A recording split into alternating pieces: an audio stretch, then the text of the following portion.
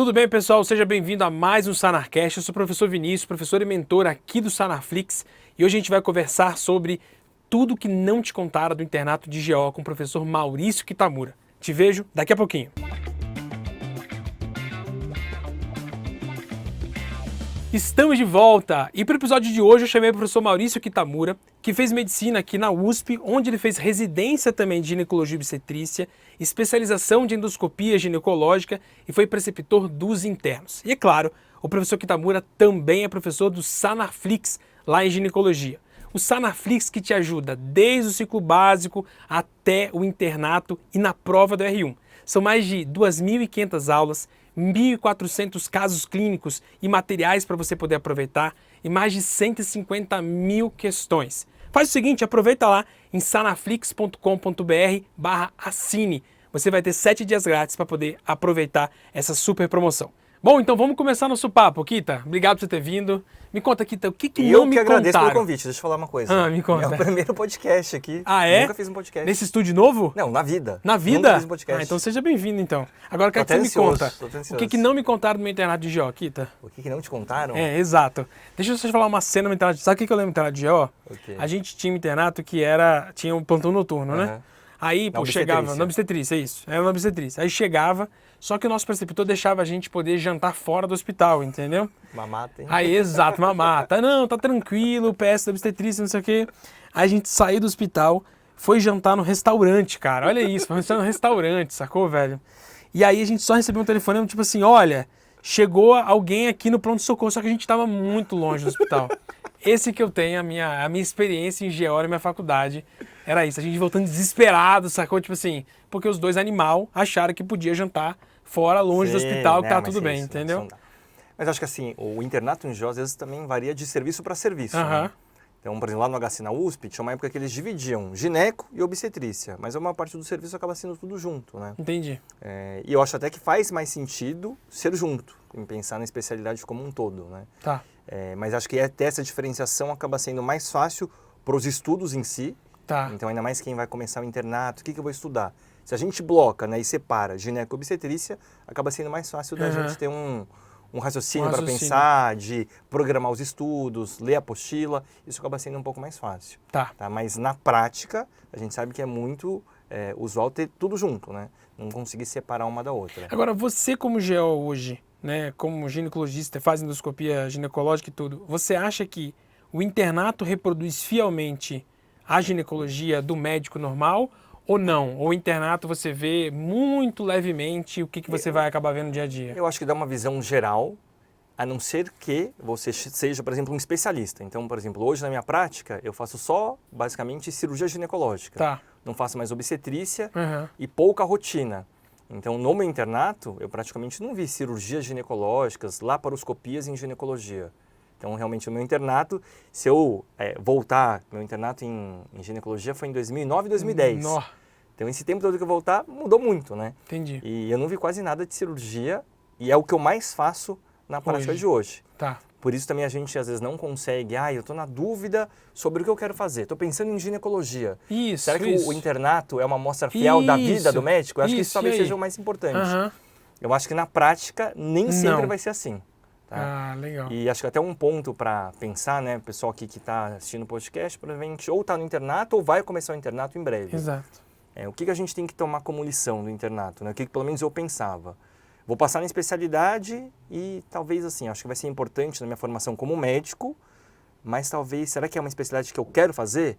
Então o internato vai servir também para a gente tirar essas dúvidas, né? Tá. Tentar ver como que é a rotina, mas não ter só a visão do serviço em si, ou até dos residentes que estão com você, mas às vezes perguntar para um pessoal mais velho, como é que é a vida de gineco, né? Deu 10 anos de formado, 20 anos de formado, para você ter mais ou menos qual que seria a proximidade com a vida real. Agora, você acha que o professor de gineco que está no internato serve também como parâmetro para poder ser perguntado assim? Ou ele não vive num ambiente muito acadêmico demais, não? Eu acho que dá para diferenciar, porque é difícil ter alguém que é full time, 100% vida acadêmica. Então, uma parte tem 20 horas lá no serviço e 20 horas na vida particular. Então, acho que dá sim para conversar.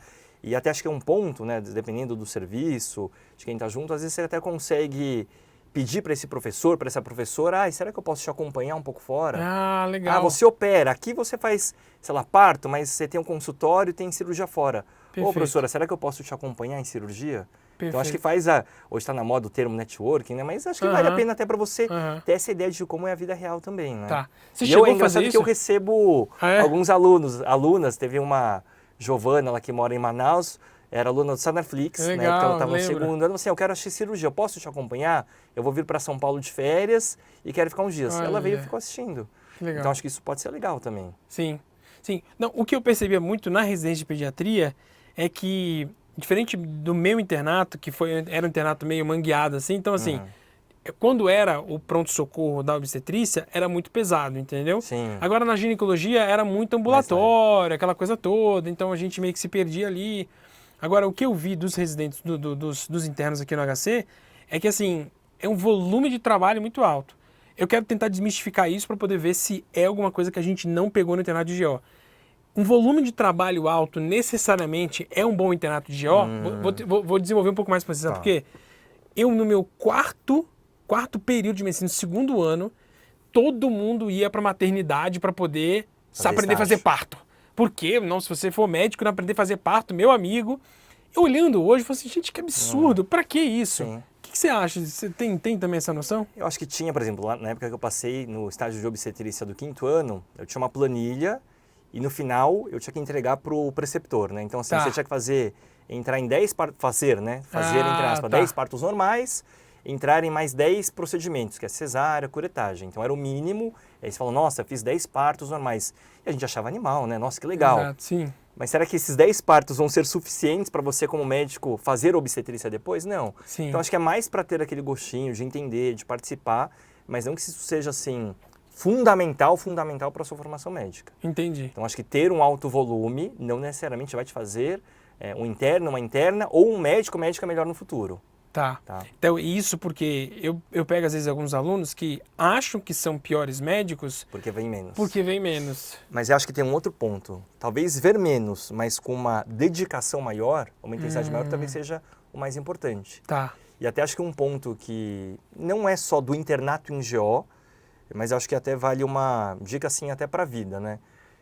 Às vezes perguntam, alguns alunos mandam no Instagram, mas, professor, que dica você dá para quem está começando o internato? Isso. Ou aquela famosa pergunta, o que você teria feito de diferente? O que você faria para o Kitamura de 2009?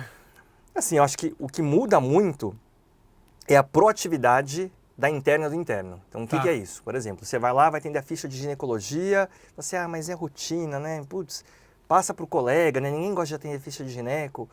Mas acho que você tem que pegar aquela ficha, aquela paciente e atender como se fosse a sua paciente.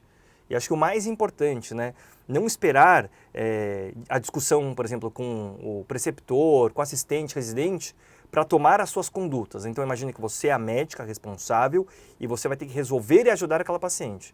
Então, desde a anamnese já mais direcionada, já vai pensar, tá bom, você não vai fazer o exame físico sozinho, mas já vai pensar o que eu tenho que examinar.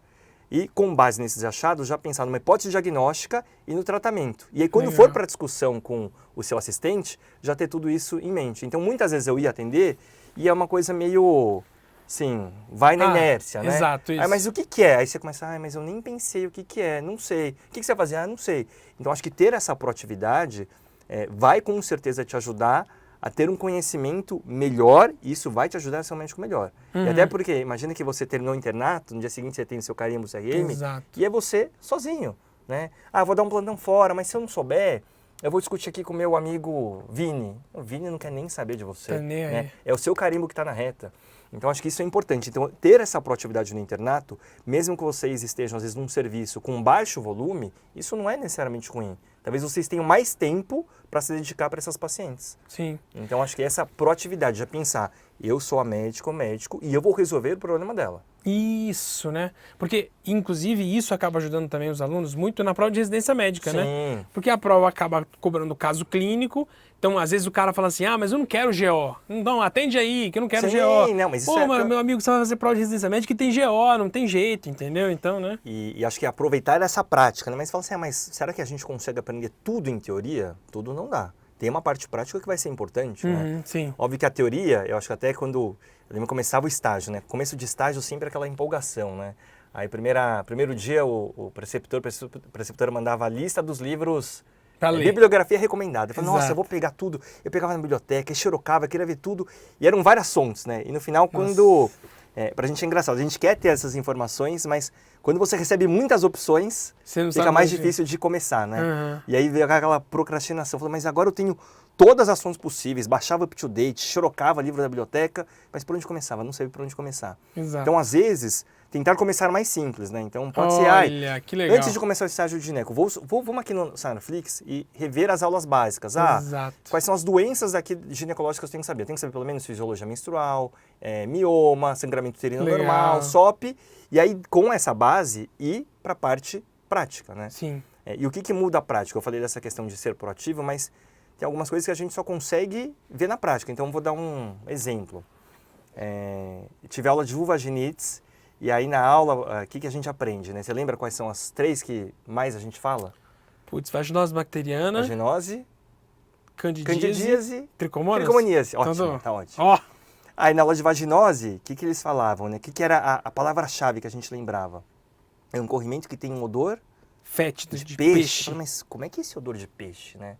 Não sei. Então, eu falei, eu quero sentir esse odor para saber como é que é essa vaginose bacteriana. E atendi a rotina e nada. E aí teve um dia, numa discussão lá de caso, né? Cada um ia atender, discutia com o preceptor. Aí minha colega de panela, Ana Carolina, falou assim, eu acabei de atender uma vaginose, né? Atendi com a professora aqui e realmente tá aquele cheiro, né? Porque aqui a gente não fazia o KOH, mas você cheirava o espéculo. Eu falei, não é possível, você atendeu? Eu atendi. Acabei de atender. Eu falei, não, mas eu quero sentir. A paciente já foi, né? Na minha cabeça, examinar de novo. Coitada da paciente. Ela, não, o paciente já foi, mas eu atendi lá no consultório 9. Falei, o espéculo tá lá? Eu acho que tá lá.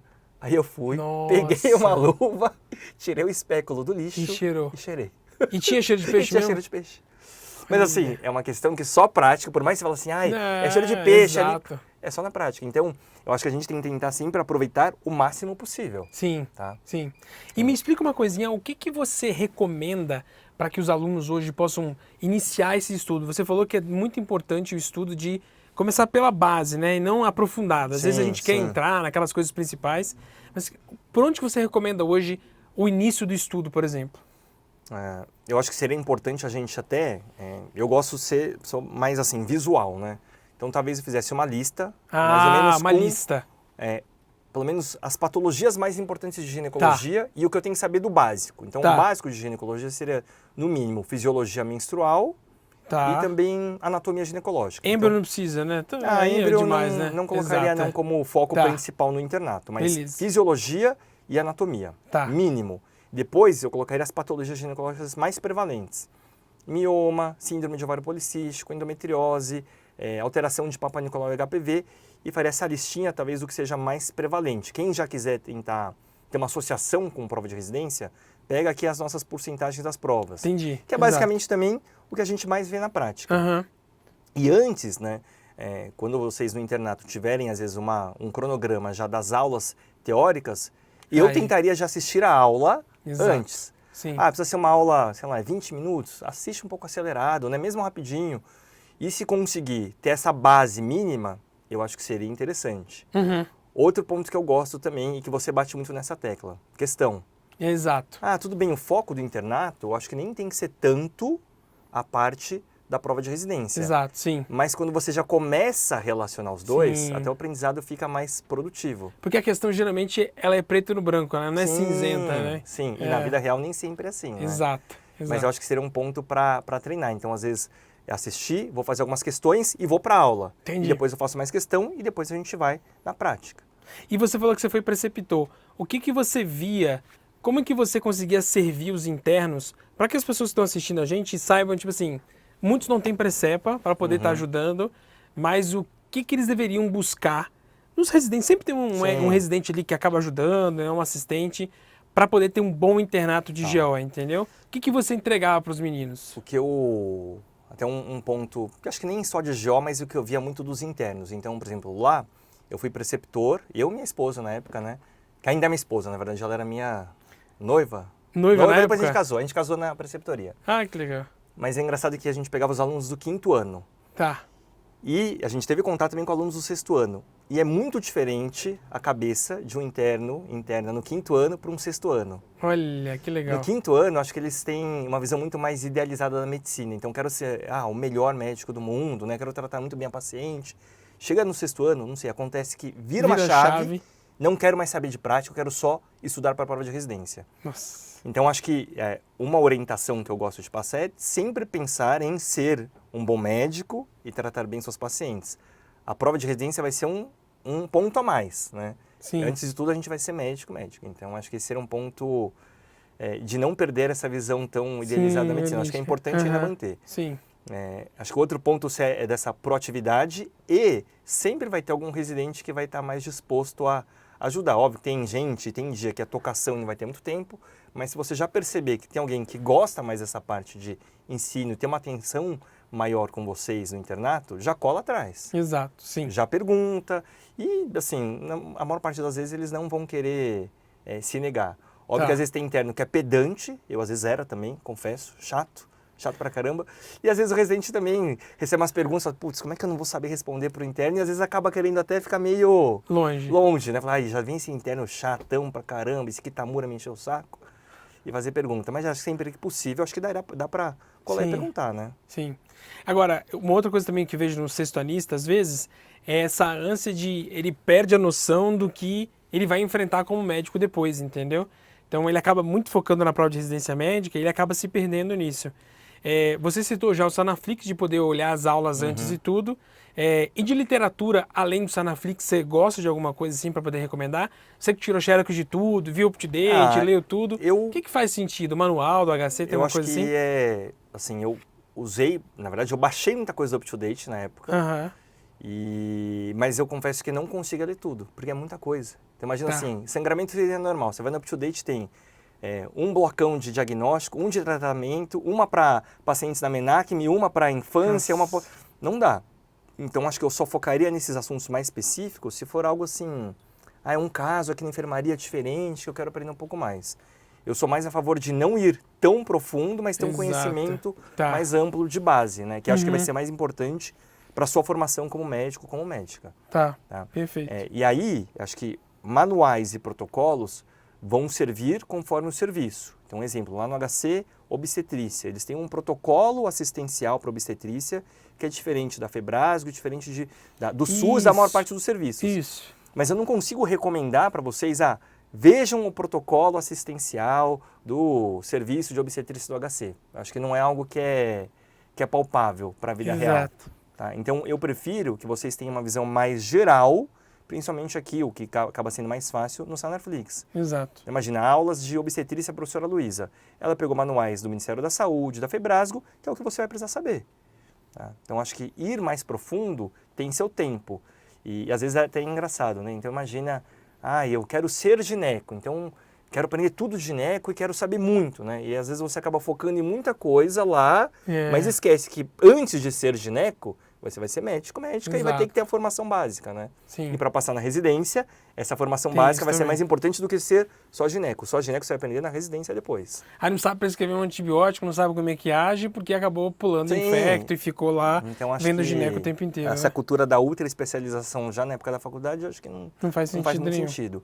E, na verdade, acho que foi tudo o que eu fiz ao contrário, né? Sim. Que, na verdade, eu sempre gostei muito, ia muito especificando, mas acho que, olhando agora, talvez eu devesse abraçar mais outras... Então, coisas que ficaram que você me falou que eu achei muito interessante é ser um pouco mais superficial, não é isso? Então, assim, tentar linkar a prática ao que você está, ao estudo, não é isso?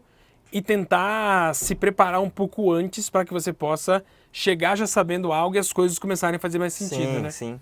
E eu lembro que tinha um professor que falava que o aprendizado na medicina é como se fosse uma espiral, né? Olha. Porque a gente vai sempre ver o mesmo tema, mas indo depois de uma perspectiva diferente. Então, fisiologia menstrual, vou ver no cursinho, na faculdade, primeiro ano, depois terceiro ano, vou ver de novo no quinto ano, mas agora com uma outra visão. Então, acho que tem essa questão de sempre progredindo um pouco a mais. Olha, isso é legal. Essa espiral do conhecimento e vendo de outras perspectivas. Que legal. E do internato, acho que o que não pode faltar é ser proativo. Né? Ser proativo. Eu odiava quando chegava lá e tinha ficha para ser atendida, né? Paciente para ser atendida, e o interninho bonitinho lá sentado na poltroninha lá, esperando. Isso é péssimo. E às vezes assim, mas o residente, o assistente não quer me explicar. Eu falei, mas qual que é a vontade que eu vou ter de explicar para o cara que está sentado aí, né? Exatamente. Não, mas agora estou lendo minha apostila. Não, apostila, amigo, você lê em casa, né? Exato. Aqui não, se a gente está na prática, é prática. Vamos ver pacientes. E é o momento mais rico que tem, aquele momento ali, né? Então, essa história aí de eu cheirar o espéculo que eu resgatei no lixo, né? Me marca até hoje. Exato. E é o que acabou construindo o caráter de médico, como tudo depois também. Sim. Sucesso. Kita, muito obrigado por ter vindo aqui. Obrigado Foi um pelo sucesso convite, de episódio. Meu primeiro podcast. Foi muito bom, bom demais. E se você quer continuar vendo e ouvindo o professor Maurício Kitamura nas aulas do Sanaflix, você pode acessar 7 dias grátis no Sanaflix. Faz uma experiência, assiste a aula dele, assiste as aulas dos outros professores, que eu tenho certeza absoluta que você vai se agradar muito. A gente se vê no próximo episódio. Tchau, Kita. Obrigado. Tchau, valeu. Obrigado.